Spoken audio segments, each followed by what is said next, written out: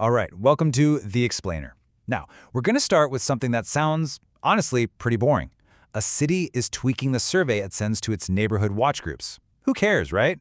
Well, it turns out this tiny little change is actually a clue, a thread you can pull to unravel a much bigger, much more urgent citywide strategy.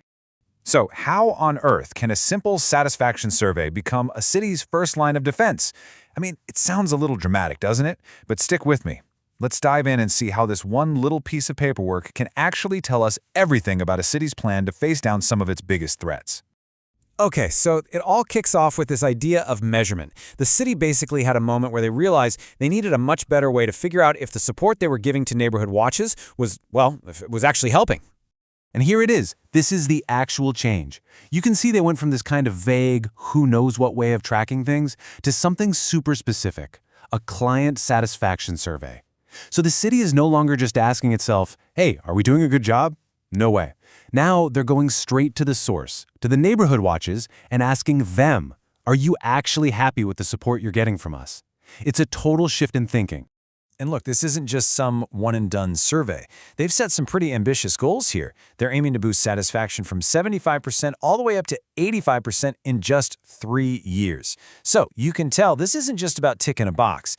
This is a clear signal that they are dead serious about making this program work and work well. Now, the official reason they give is pretty straightforward. They say the motivation is to, quote, enhance the support provided to these community partnerships. Makes sense. But the real question, the one we're digging into, is why? Why now? The reasons they need these partnerships to be rock solid go way deeper than just your average community outreach. So, yeah, why the sudden intense focus? Well, the first and most obvious answer, it has everything to do with public safety. See, this whole thing falls under a much bigger strategic goal: strengthen partnerships for safer communities. So, neighborhood watches aren't just a feel-good thing for the city. Nope, they are a core official part of the safety strategy. You could say they're the city's eyes and ears on the ground. And here's the immediate reason why they're so focused on this right now. There's been a recent uptick in crime. Now, it's not a full-blown crisis, not yet anyway, but it's a warning light on the dashboard. It's a sign that the city wants to get ahead of, and having strong, empowered community partners is a huge part of that plan.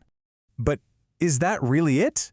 Is this whole big push just a reaction to a small rise in crime? Or are there bigger, much more powerful forces at play here? Things that make these strong community ties absolutely non-negotiable? Okay, let's peel back another layer. All right, threat number one. This is something that affects, well, pretty much everything in modern life: the stability of the power grid. City planners are seriously worried about what they call sustained higher stages of load shedding. In plain English, that means long, severe power outages. And this isn't just an inconvenience, your Wi-Fi going out. This is flagged as a high-level strategic risk to the entire city. Just think about what that means for a second. When the power's out for days, not hours, the backup batteries on home alarms, they die, business security systems, they fail, the city's own security infrastructure like streetlights and traffic cameras, it all gets weaker. All of a sudden, entire neighborhoods become way more vulnerable. And that's when the need for an organized, local group of people looking out for each other, a neighborhood watch, becomes absolutely critical. But it's not just about failing infrastructure. The second major threat is about people. It's about the immense social and economic pressures that are building up within the city's population. Just look at that number. 65.2%. That was the youth unemployment rate back in late 2021. This is not just a statistic on a page. This represents a huge part of the population that's facing incredible financial strain and, frankly, a lack of hope and opportunity. So what happens when you take that stubbornly high unemployment and you mix it with the rising cost of living, and then you add in all the frustration from constant power outages? You get a really volatile mix, and city planners are looking at this and thinking this could be a precursor to some serious public unrest. Okay, so let's recap. We've got a simple satisfaction survey, we've got rising crime, we've got a shaky power grid, and we've got the very real risk of social instability. How in the world do all of these things connect? Let's put the puzzle pieces together. It all boils down to one key concept: community resilience. That's the end game here. This is the city's ultimate goal. It's about building a society that can absorb shocks, whether that shock is a crime wave, a massive blackout, or social unrest. And the foundation, the very bedrock of that resilience, is strong community partnerships, like really effective neighborhood watches.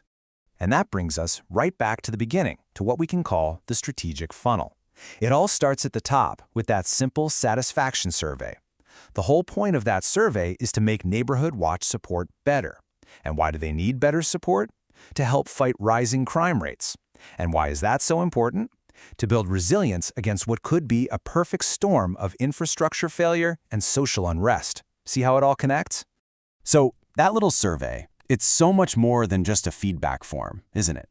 It's a strategic lever. It's a tool the city is using to fine-tune its defenses against some really complex, high-level risks.